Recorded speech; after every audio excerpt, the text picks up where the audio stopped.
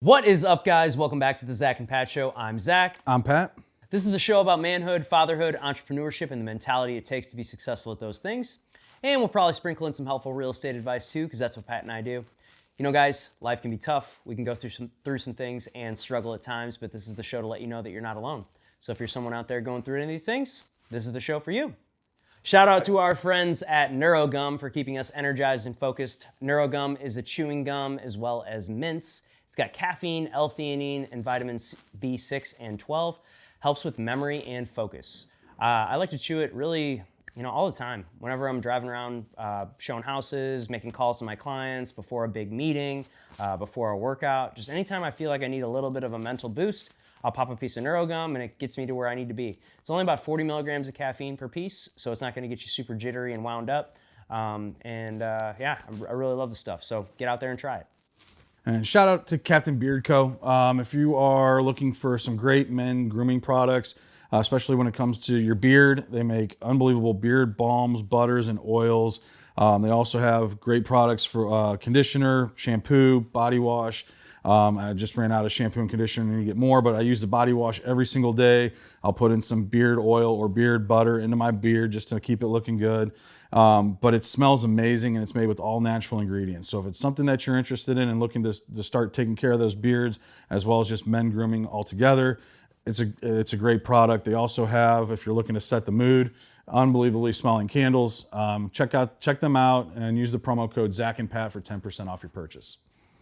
And as we mentioned on one of our last episodes, we recently just joined a podcast production company here. It's called Punchline Productions, and this is actually going to be our first crossover show with one of the other shows within the network. And to introduce our awesome guest today, we have the Duck Slayer from Rugged and Ruthless. Welcome to the show. How's it going, guys? I have Deer Blind Mafia, DB Media, and DB Beer. Okay, and tell us about those. What are all those?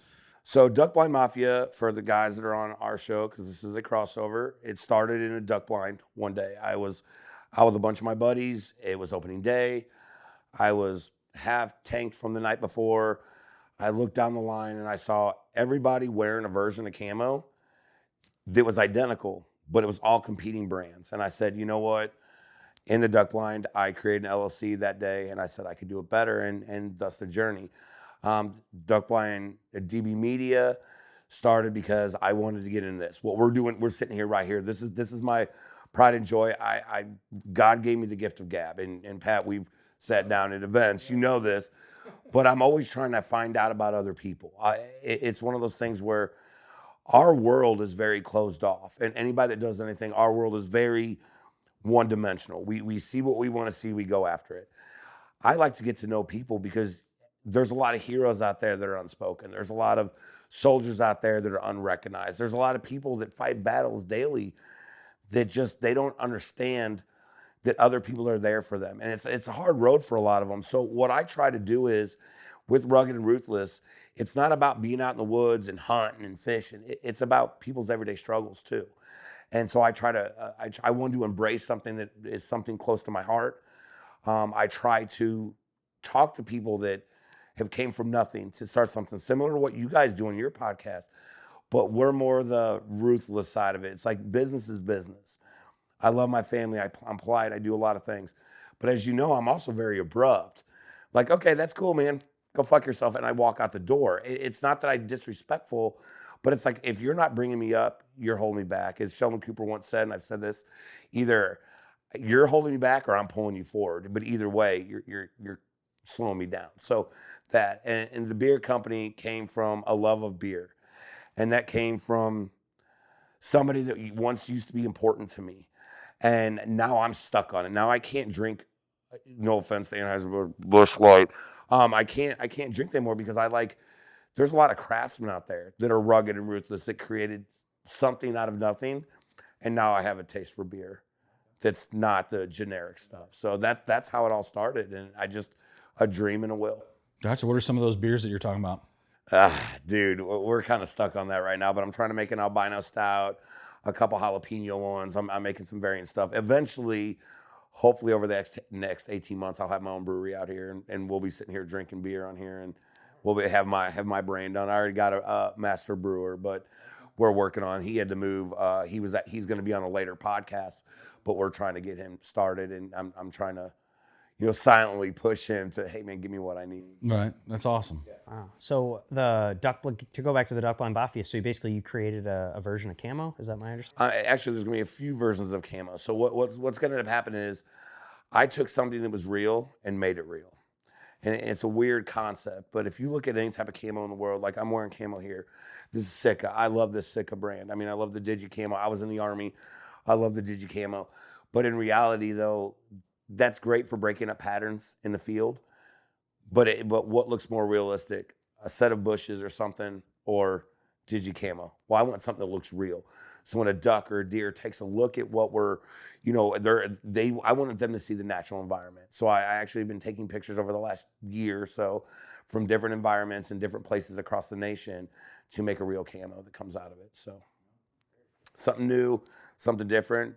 If you guys watch this podcast, you guys take it. I know that was y'all because I'm doing something totally different. We already got this on camera, so it's good. Well, that's awesome. So other than the camo, what are some other goals that you have for your businesses? I want to leave a legacy for my son. My son means the world to me. There's very few things in this world that I have a soft spot for, but my boy is my soft spot. Like, I want him to realize what a good work ethic is. I want him to realize that you can come from nothing and create something great. One of my favorite sayings in the world is, you don't have to recreate the wheel to make it better. You just have to make the wheel better, of course. So I want him to see that hard work does pay off, but you're not always going to win. And that's my big thing. Boy, I love you. You are my boy, but you are going to lose and you're going to fail more times than you're going to win. Failure is just a lesson. Success is you being on top of the mountain, but you're going to have to climb that mountain your whole life. And I don't care how big it gets or how it gets, or my business, I don't care. He'll see that I had a good work ethic. I want to set him off on the right path. Yeah, I mean, for me, success is just failing multiple times and learning from it and not giving up. It's a great lesson to teach all. I mean, we all have boys here, so it's. Sorry for everybody out there. Yeah. Boys can be difficult, especially being a dad. Especially being single dad life. It's tough sometimes. Do you have your son out there hunting with you and all that yet? Not yet. He'll be out there next year. I want him to have an appreciation. So we have a family farm, and this year I bought him his first shotgun, little 20 gauge, little Moss 20. I want him to start seeing and valuing good ethics, because hunting, I'll say this again, hunting is a lot like life. You can prep all day long, but you're gonna fail. It's going to happen. You don't go out to kill every time. You don't go out to see birds every time. You don't go out to see deer every time. 98% of all hunting is failure. The thing is how you pick yourself up from that failure. So he'll go next year with me because I want him to have appreciation of it more so than he does now. Gotcha. Okay. Yeah. So I know it's hard. It's a hard thing because you guys met him today. You saw him. He's definitely a daddy's boy. And it's one of those things where sometimes one of the hardest things about being a dad is telling them no. Because as dads with boys, you know what the world's going to bring to them. But saying no to him is the best lesson he can have. And you guys saw that with my son today. Yeah. And what are some of those things that you're doing to teach him those lessons? How are you teaching him those values, those morals, those principles, those ethics? What are you doing as a father to teach him those things? Or are you just leading by example and wanting him to see how you're doing it? Well, I think it's a mixture of a few things, because I can lead by example all day long. But my life was my life. His life is going to be totally different because I've had some success in my life. So his life's already easier by nature. So what I do is I teach him the value of $1. I teach him hard work and like, hey, dude, your room's not clean. You don't get to play your PlayStation night or whatever it may be. I teach him by lessons that I've learned, but he's already coming from a different spot. So he's already going to be biased towards, yeah, I have a little bit more money. Yeah, I have a little bit of this. Yeah, you can get what you want. But also I tell him when I say no, no is no. There's no way around it. Saying no for most men to their sons is one of the hardest things. It's very, very difficult. It'll break your heart when you have to tell your son no because You already, being guys in this world, you already know what kind of battles he's going to fight. It doesn't get easier. The older you get, it gets harder. So saying no to him at a young age teaches him to be a stronger individual. So I'm teaching him to be strong. We go out to the farm, we work. He picks up, he has chores he has to do. If he doesn't have the money for something, yo, dude, sorry, you got to work a little harder to get it. Does he have a better life than most kids? Yeah, of course he does. But he also realizes that could be taken away too, because life is not promised. It's a gift. And I say, you have to appreciate that along the way. I mean, how do you guys do with your kids? Yeah, well, mine are still pretty young. My youngest is 7 months. My oldest is 2.5, and with the 2.5-year-old, we're getting to that time where he's being argumentative. He'll tell you no. When you ask him to do something, it's no. But he's the part I struggle with right now is he's just such a mama's boy. And he pretty much just wants his mom for most things, and there's a handful of I've noticed that I'm just strictly there for play, and at least that's how he kind of views me. And I struggle with that because I want to be more helpful and more like be able to contribute more, but he just like wants his mom for everything. Now, can I ask you a question on that? So have you ever looked at evolutionary traits of animals? Yes, sort of. Well, here's the thing though. Guys are playful. Guys are rough, but you're teaching them that they have to have a backbone. So that play right now, and this comes from somebody that has studied this stuff for a long time, play right now that you're giving him, most kids are mama boys up until about 4 or 5. And the reason for that is they want that collie. They want to feel that affection. They're learning that. They're sponges right now. But you being that rough dad, playing with them and saying, hey, pick yourself up, kid, slapping them on the ass and saying, let's go, is teaching them a lot more than you think it is. So as you see, my son's a daddy's boy, but he was a mama's boy growing up. Once that transition happens, understand that what you're doing is you're teaching them that the world is rough. She's teaching him that there's a kind heart. She's teaching him how to treat a woman. You're teaching him how to be a man. So understand that that's happening. And in 2.5 years old, wait till he gets about 5. I promise you, that dynamic's going to start to change. He's like, Dad, can I go with you to work? Dad, can I go do this? Dad, I'm working the field. You'll see him out there with his little lawnmower going out there because he's learning from you, but he's also learning the other side of it. Kids have to learn both sides. So don't think that don't get hurt by him being a mom. I struggle with it, but I've been told that it's going to change. It's going to change, and I'm looking forward to it. Being able to just kind of see him want me for more things and being able to go play. No, John. On side note, be rough as fuck with him. Because it's going to teach him to have a backbone. I'm serious. Like I didn't have a dad growing up. My dad disappeared, but I had other people like my uncle and stuff. We worked on the farm. I learned more lessons from that than I did from my mom. Because he'll forget about that. He'll have a soft side for women though.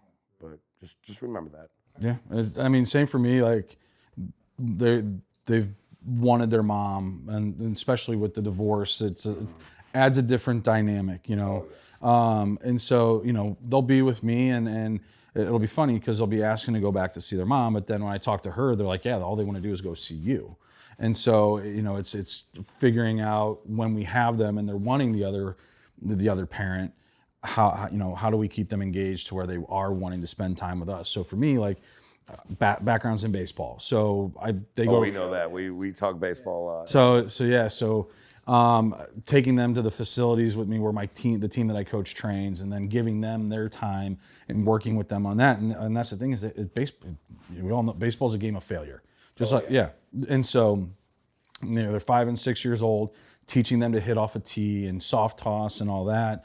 And they struggle and they get upset and they get frustrated. And it's just like, guys, it's okay to get frustrated, but it's not okay to let the frustration change how you're going to be moving forward. Take that frustration, think about it, what's going on, and then let's get back into it.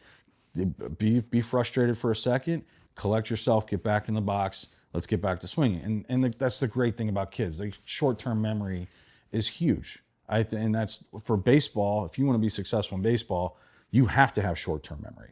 Like, you can't dwell on things. Like, if just cock shot a fastball and the guy hits a 500-foot home run, I got to come back, forget that just because I got to go back and make the next pitch the next hitter.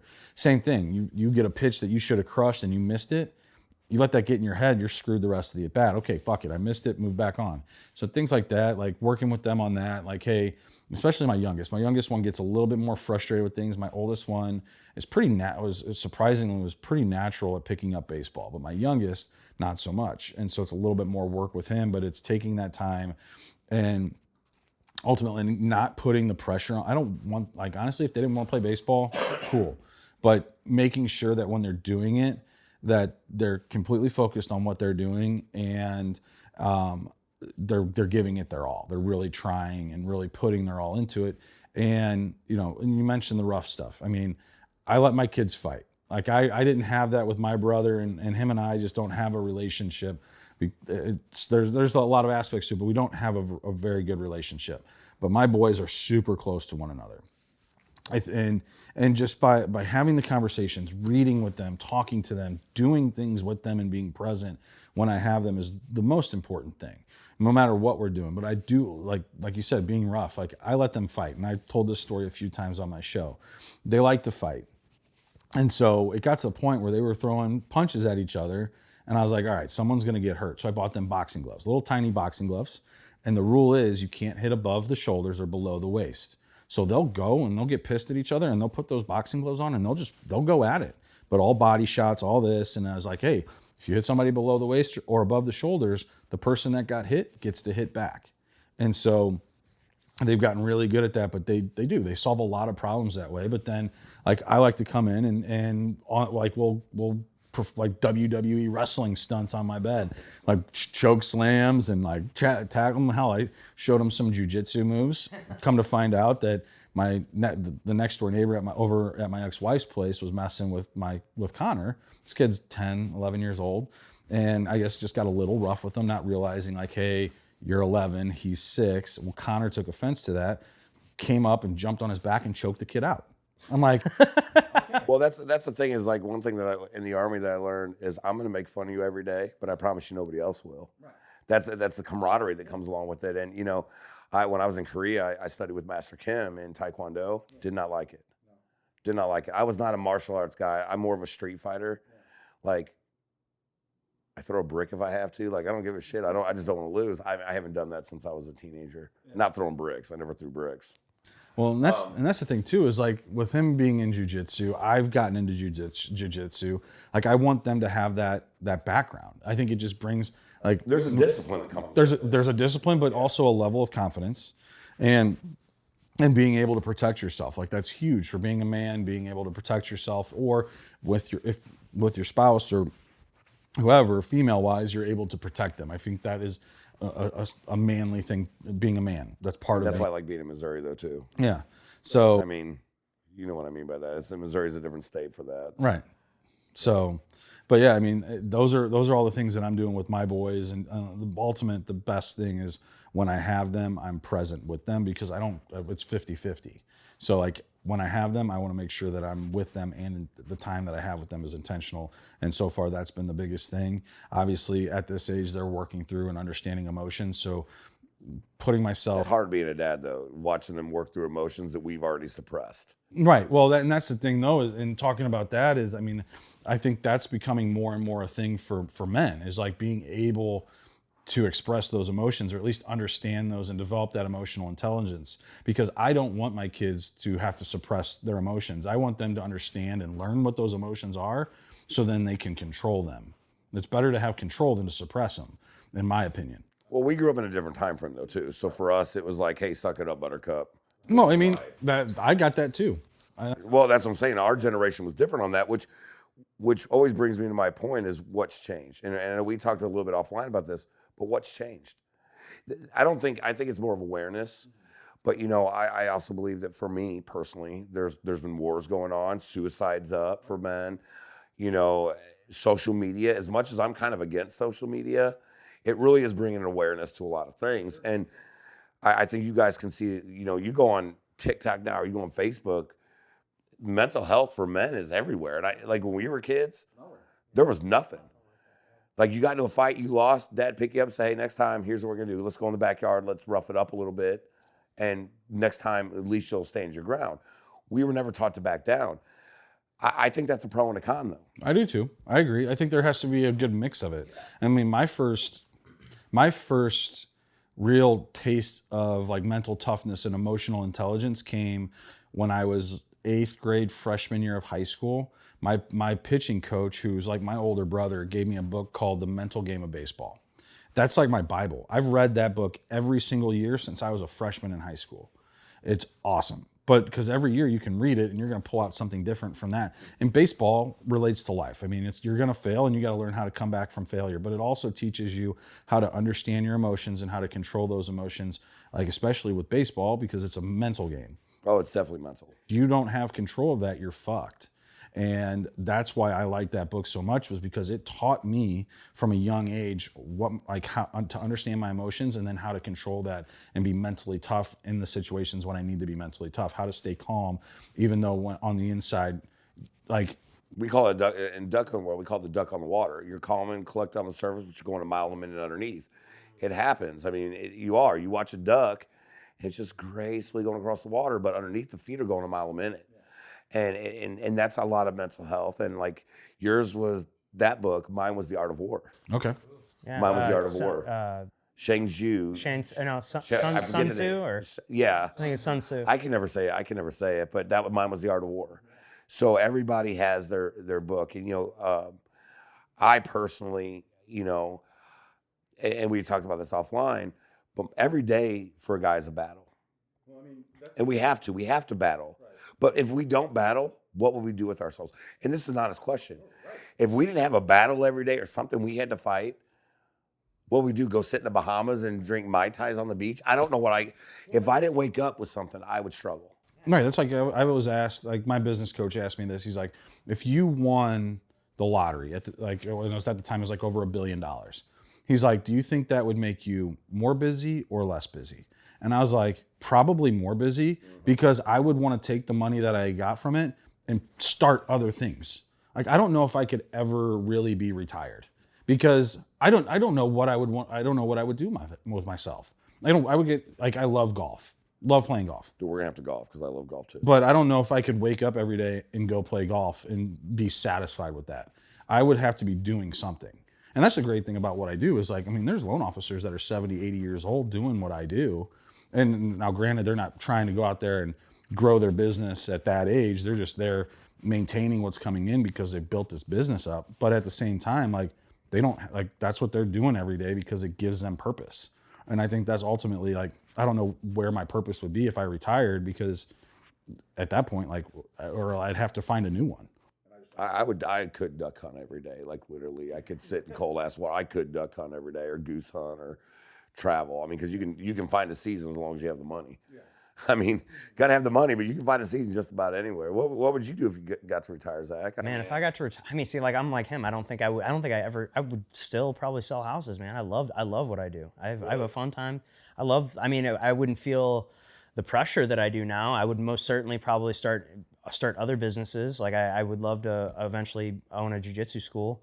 And I mean, me and my buddy Nick have the kind of dream to do that, years down the road. Why not now? Because we're not black belts.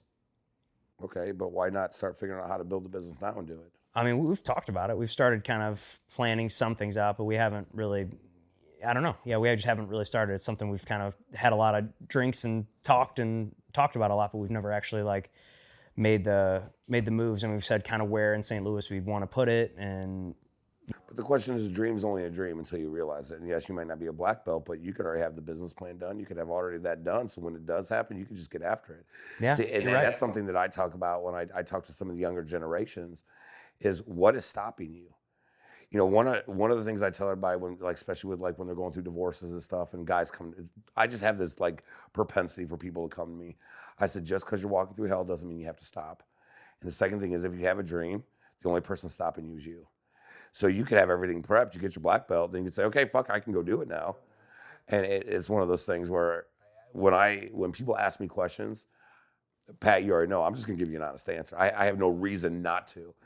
But the problem is, though, a well-laid plan comes from years of planning, not last minute. So, like, you're talking about it now, build a business plan. Figure out where your funding comes from and say, okay, this is how I'm gonna do it. I started a company let's be real here, drunk and a fucking blind, and I did an LLC. Did I think it was going to be where it's at today? No. Did I think I could achieve what I could? No. But now it's like, but I agree with the retirement part. What would I do now? Now I'm doing all this other crap.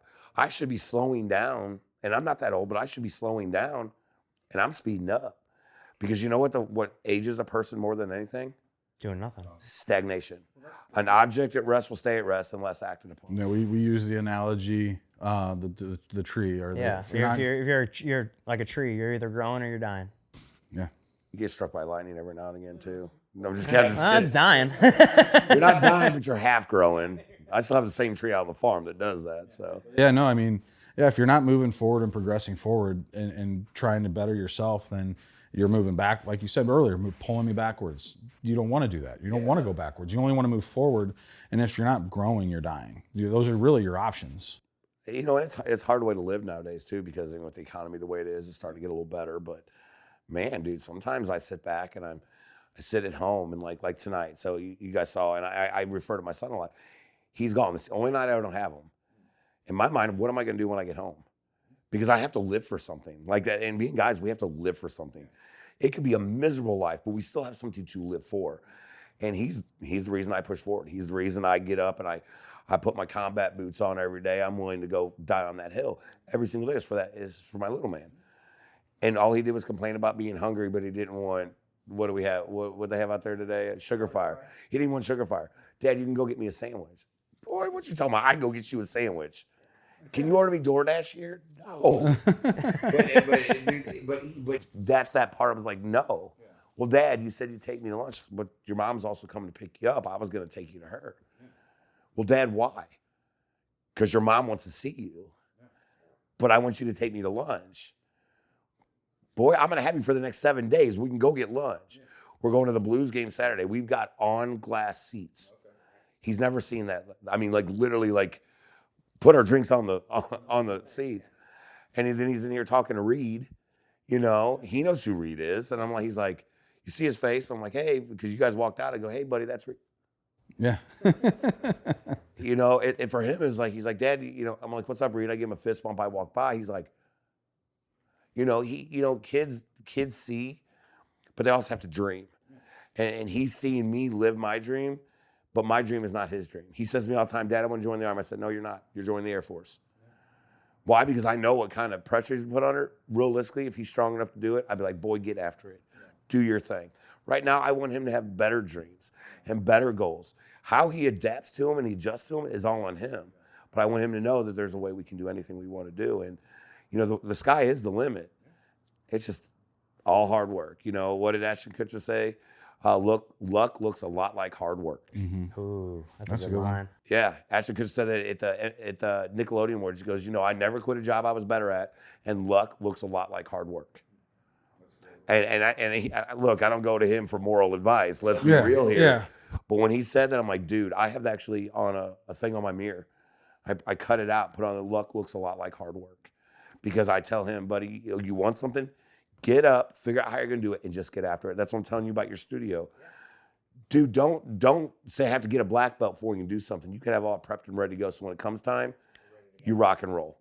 Because you can mentally prep for it. Just like if you're going into what I don't know what you guys call it in Aikido, when you're sparring or whatever you're doing, you're already mentally prepared before you get there. If you're going to start your life doing it, why wouldn't you be mentally prepared before you do it? You're right. Yeah. And it's just real advice. I mean, Pat, you know, we're cut from the same cloth. My arm still hurts when I scratch the top of my head every day. But you know, when you would go into battle, you weren't going on the mounds. You were going into battle. Yeah, for sure. You knew the spec of every player. Yeah, you can cut a split finger, and it may not go where you want it to, but you learn from that mistake, and you'll go low and outside the next time just to be safe. Yeah, and that's the thing is you'll risk taking one off the face because you know if you go low and outside, it's coming right back at you. You know it, but sometimes you have to take the risk and. That's life in general. You always got to take the risk. Risk first reward. When that's the thing, though, is just putting those risks out of your mind. Like I never, like when no fear. Yeah, I mean, yeah, getting a line drive hit back at you is, especially at that level where you're playing with those type of hitters, it is very likely to happen. I get the shoulder one time and it hurts so bad. I've gotten the legs, the knees. I actually still have a dead spot. You can see right here where I can't feel nerves in it because it hit. Yeah, no, I mean, I've got a little piece in my leg right here where you can rub your finger on it and there's a little indentation in there. There's mine right there. Yeah. From taking one off the shin, but I never, that thought never crossed my mind. That those risk versus reward. And like people are always like, well, what was it like pitching in front of all those people? I'm like, to be honest, like, have you ever seen the movie with Kevin Costner, The Perfect Game? Oh, come on. Clear the Mechanism. Like that is, have you seen it? Yeah. So he's like on the mound for people that haven't seen this. Kevin Costner is pitching the last game of his career. And he knows it. He knows that this is his last game. And he's pitching. He's with the Detroit. He's been with them his entire career. He's a future Hall of Famer. And he's pitching it against the Yankees in Yankee Stadium. And he's like, he always talks like just a flashback of stuff, but he knows when he's on that he can stand on the mound and say, clear the mechanism. And everything just fades from all the noises, everything. And it's just him locked in on that catcher. But that's what it's like in real life. And like, that's what it was like for me. That noise was gone. It was just me and that catcher. That was it. Let me ask a question, because being on the mound, I'm with you on that. I don't ever remember seeing one fan or one anything. I don't remember any of it. Like I can remember a low inside fastball I pitched. I can remember the first time in high school when I threw not a perfect game, but a no-hitter. I remember those things, but I can't remember one person that was looking at. I remember the catcher. I remember the smell. I remember the sound, but I don't remember seeing one other person. Yeah, the only times I remember those is the games that I wasn't playing in. Oh yeah, because and the worst part is you think to yourself, I could have done better in this scenario. Oh yeah, that killer instinct is what my grandma called it. My little 4'2" trying around the killer. So here's what's crazy about that. So the guys that I saw fail in pro ball, were the guys that were wishing other guys would fail. They would openly say it in the bullpen. We'd be sitting in the bullpen. I was a bullpen pitcher once I got into pro ball, and you'd have guys in the bullpen like hoping guys would fail. Yeah, just so they could go out there and just do okay. Like, oh, he does shitty. I just need to be okay. I'm like, fuck that. Like, I hope You're still a team. The World Series isn't won by one person. Well, in the minor leagues, let's be real. It's not. You're jockeying. You're all competing for those coveted 25 spots in the big league roster. So you're in competition with everybody in your organization, even the guys on your team. No matter if you're a starter, reliever, you're just going for that. Want to be one of those guys. You want to be the one ace. You want to be the one ace. Exactly. So I had friends in pro ball, but at the same time, you're in competition with these guys. But there were guys in there that were like, I hope this guy fucks up. And then I've heard guys say, I hope they blow their arms out. Like, cause I never heard anything like that, but I would be like, I heard like they would want guys to fail because like either they had just had a bad outing and that'll erase their bad outing, or if they get called in and they have a bad outing, they're not going to look as bad. And I'm like, fuck that. I want everybody to succeed because that's going to make me better. And that's if you're on a win streak that goes 11 games, it doesn't matter. Everybody's looking at the W's. They're not looking at the pitchers. Your ERA does mean a lot. Back in the old days, it meant a little bit different. Right. Well, and that's pitched and but that's what they told. Like they're like, yeah, it doesn't like those stats. Like your individual stats are what matters in the minor leagues because you're not playing. Like you're really not playing to win. The coaches don't even have a say on what the lineup is. They don't like. That's true. They like and who's playing and like even the pitchers that they like. There's pitchers that they're like before the game, like, hey, these are the guys we want you to use, and so.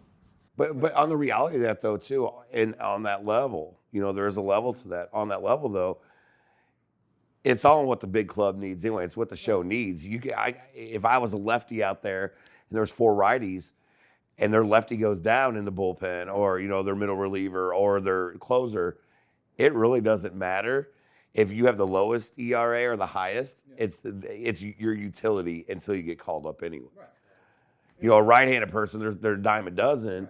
It's like I played for the pros and I'm a center fielder.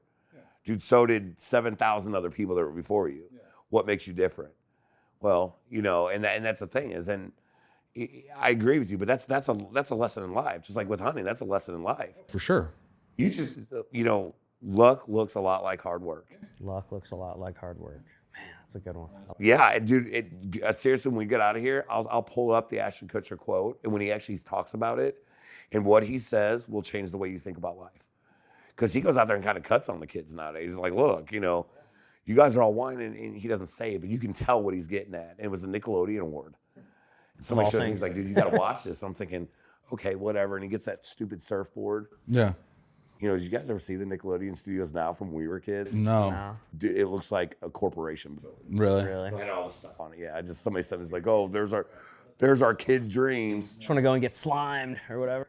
Dude, Did you guys watch that documentary though? Oh my God. Yeah, we did like a whole episode on it like a while ago. We watched it and it like broke our hearts. Yeah, just the way they were treating these kids. Oh, it was bad. That was bad, dude. I mean, look at Ariana Grande, man. She can't even, like, her hair's been bleached so many times that, like, literally her hair falls out now because she would change. But, I mean, I hate to say this, but it's the price of fame, too. You know, if you want to be that famous, like, we do this because we like to do it. We're trying to spread a message, you know, rugged and ruthless, how people live. Some people aren't like that for people. Like, I would never want my kid to be famous unless that's what he chose.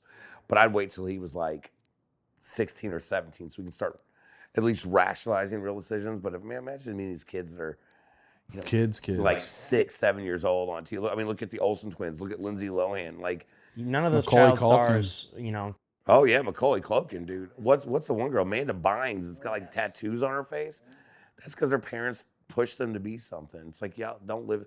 I live through my kids for my dreams, my ambitions, but not for crap like that. Like, I'm like, dude, look.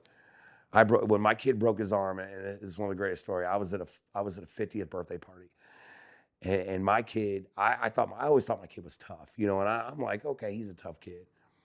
I'm at this 50th birthday party, and I get a phone call from my ex-wife, and she goes, I think our son broke his arm. We're heading to the hospital, and I'm like, you think he broke his arm? And I'll show you guys pictures offline.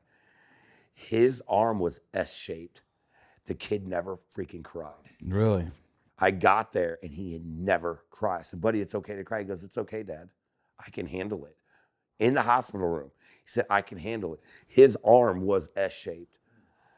He goes, I can handle it. How'd he break it? I cried. Like, I'm not gonna lie. I was like, dude, oh my God. You know, I was flipping out. He never once cried. Never once shed a tear. So why? And I'm thinking, don't be tough for me, kid. He goes, Dad, I can handle it. That's what he told me. Dad, I can handle it. I'm thinking, dude, you're 6 years old. What did he do how did he break his arm? So I guess he was swinging on a jungle gym, and he went to go grab it, and when he fell backwards, he put his arm back and rolled over on it. I mean, it was S-shaped. Oh, geez. Like, and he goes, I can handle it, Dad. I mean, by that point, he was morphined up by the time I got there. He thought the little, and you know, they have the little kid injector things where they put it in there, but it's like a thing. He thought he was Spider-Man. Like, dude, I need some of that just to calm me down, but he never cried. Got taken in the ambulance, thought it was cool. Thinking, boy, you got to let some of that emotion out. He never once had a problem. I had pictures of him with those little helmets on. Man, he made me cry a few times. He headbutted me more than once. And I was like, clunk. I'm like, blood's coming down my face. And I'm just like, dude, yeah, you know, I'm not going to lie. I watered. It was because it were hitting in the mouth. Get you in the nose right yeah, there. let's go with that. It hit me in the nose. His blood's gushing down my mouth, and he would smile. So I had a little red, white, blue helmet on. That kid was awesome. I remember my dad telling me a story when I was, I don't know, like 2 or 3 years old, and he just got done giving me a bath, and he was drying my hair, and I hated it when he would like take the towel and do this, so I would squirm, and I just went back like that, knocked his ass out. My mom heard a thud, came running upstairs, and I'm standing there with a towel, and my dad's just out. The worst part is, Pat, you and I are not small people. No offense, Zach. Not knocking on you, but I'm saying we're not small people. That kid was 7. He just turned 7 in November. Look how big that kid is.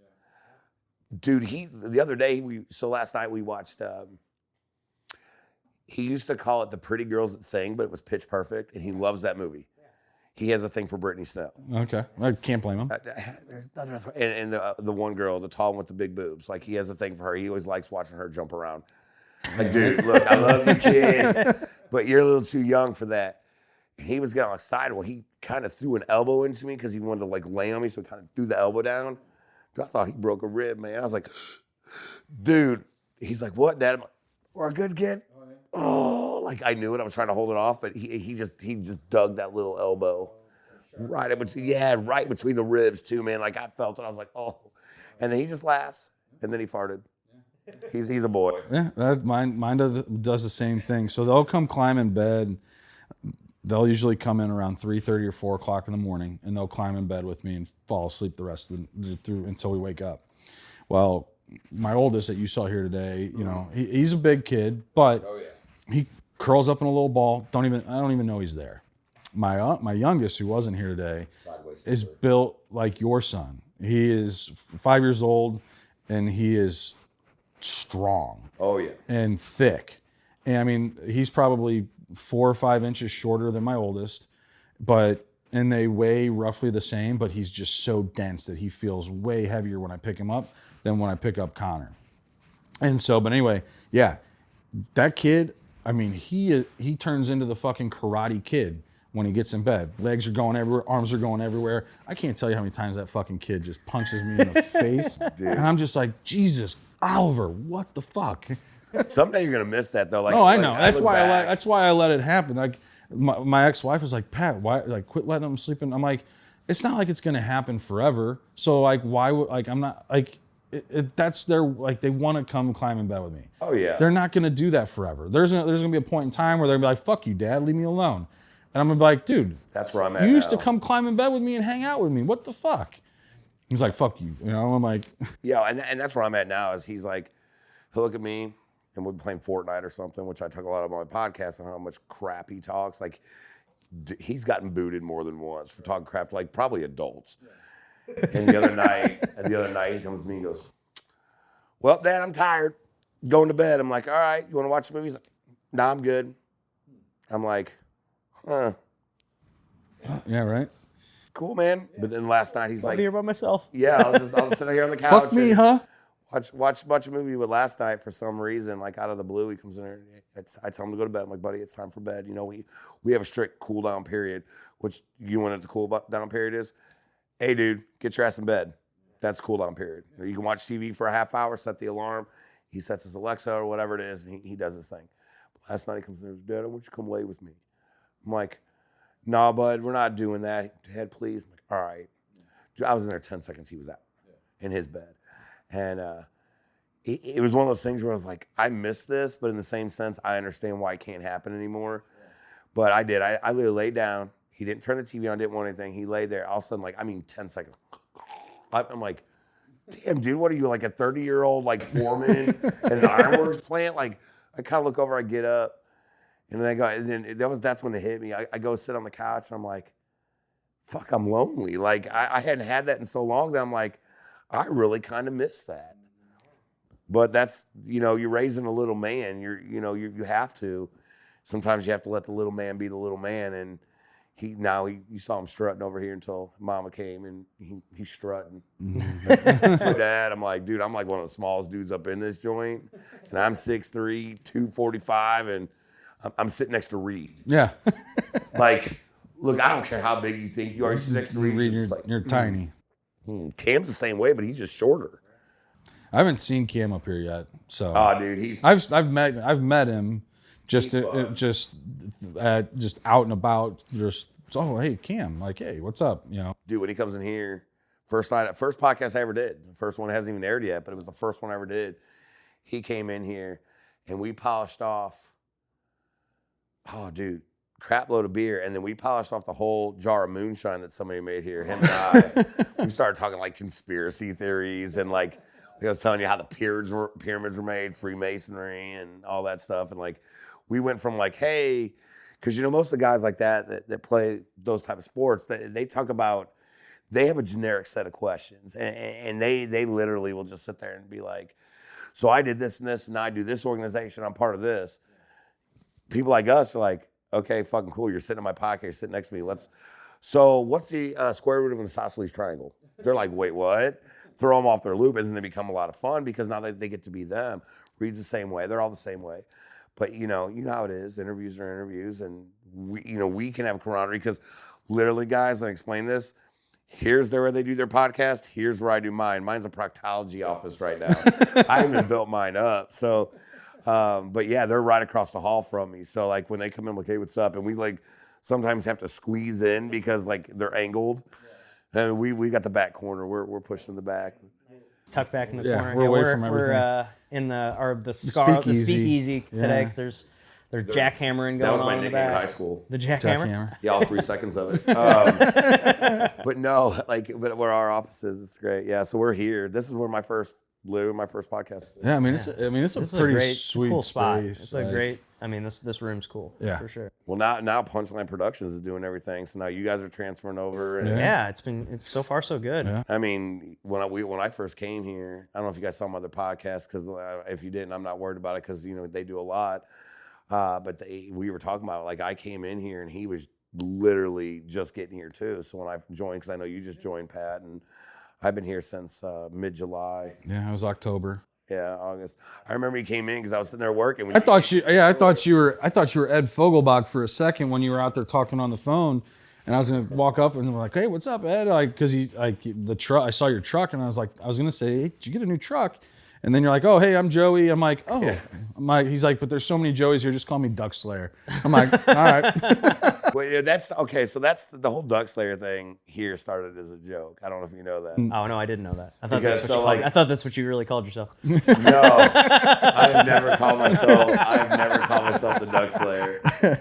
But one thing I complained here when I came in here. So Scott wasn't here when I first came in here. Like, he was out of town. I think he was either on the Argentina Hunter. He was out of town. And I walked through. I'm like, yeah, let's do the spot. What do I have to do? So I fill out the application. And there's, one of these times we'll do a podcast. We kind of walk around Adventure Unknown to kind of show what it is, because I mean, it is actually a really cool facility. But the one thing I said is, there's no ducks here. If you notice, there's all these other animals. So then he's like, it's In the bathroom, there's 2 duck feathers. feathers, but those are painted feathers. But there's one set of ducks in the corner at the lockers. And I kind of made a comment. I said, well, fuck it. I'll be the Duck Slayer, and I'll put my locker right here, because they asked me where I wanted to be. And I said, you can, put that on my name tag. I don't give a shit. Like, kind of fucking around. Well, now it says Duck Slayer. I go, Scott, you heard the joke today. I said, well, I'm not really Duck Slayer. And Scott goes, oh, yes, you are. I'm like, well, look, I had a good day that day. But it's kind of the name stuck here. But normally they just call me Joey. You guys tagged out the other day. Yeah, 4-man limit. His daughter, oh my God. She's incredible. Dude, oh my goodness. So we got that, and I'm trying to get the footage from Scott. He has it on his camera. Daughter, right? Yeah, Krista.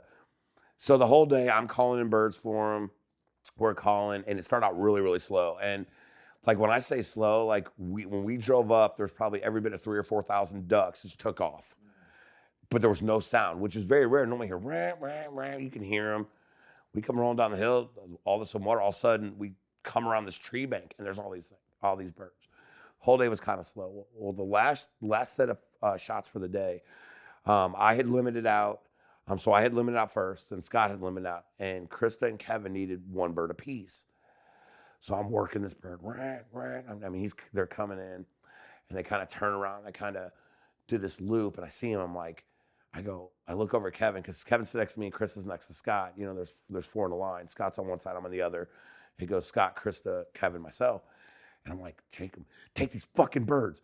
By the time I said the word, when I said, take these fucking birds, it's on camera. Krista, his daughter, picks up her shotgun, turn around, boom, within like a half a second, this bird just feathers everywhere. I was like, oh shit. And then Kevin turns around, pops it, feathers it. And you'll see me on camera, because it's going to be on the podcast. And I'm like, oh my God. I'm high-fiving her. Because we had just limited out. And Scott was like, by 12:30, we had like 5 birds in the pocket between 4 of us. And you can get 6 birds a person. We had 5 between all of us. It doesn't pick up till 12:30. We need to get heading out. I'm like, dude, I've had some of my best hunts are between 12 and 2.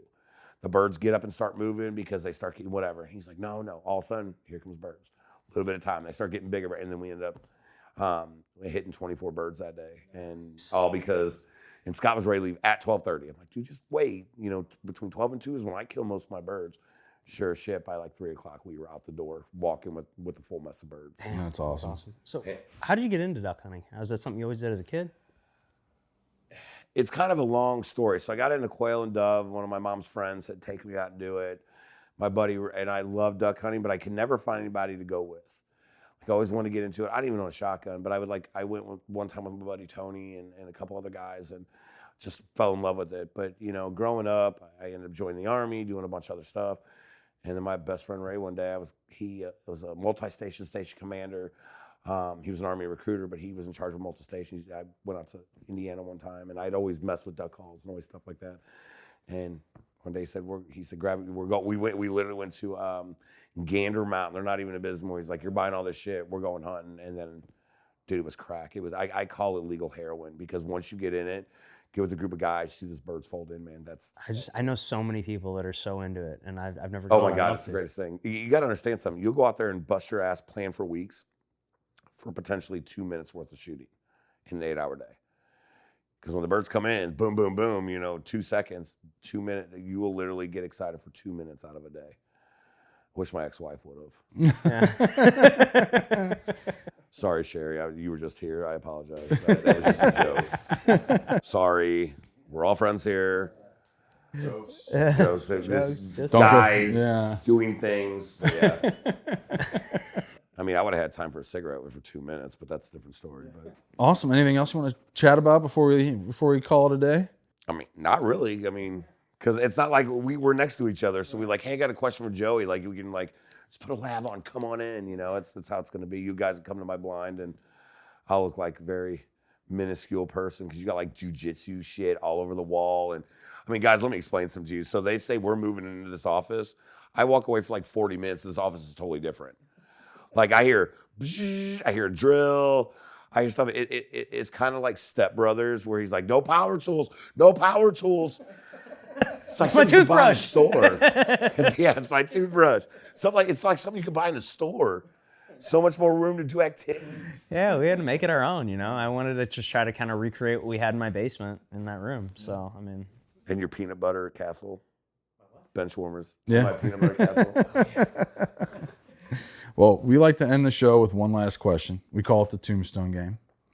Here lies Joey. What's it say on your tombstone? I like pepperoni and sausage.